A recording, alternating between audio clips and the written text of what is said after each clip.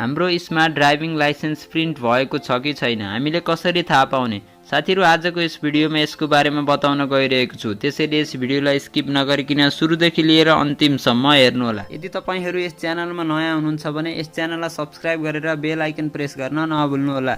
Let's begin the video. साथीहरु, यदि तपाईहरुले स्मार्ट ड्राइभिङ लाइसेन्स प्रिन्ट भएको छ कि छैन भनेर चेक गर्न चाहनुहुन्छ भने तपाईहरुसँग लाइसेन्स नम्बर हुन जरुरी छ।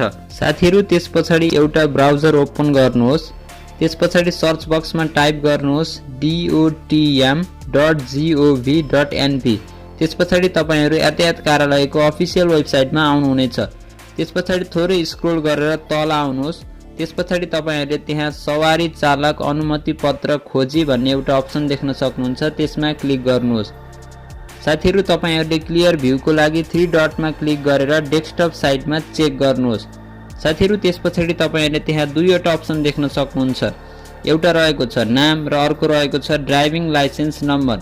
साथीहरु, तपाईहरुले आफ्नो नागरिकतामा भएको नाम इन्टर गर्नुहोस्।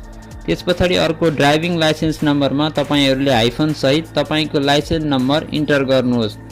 त्यसपछि तपाईहरुले त्यहाँ चेक स्ट्याटस भन्ने एउटा बटन देख्न सक्नुहुन्छ। त्यसमा क्लिक गर्नुहोस्।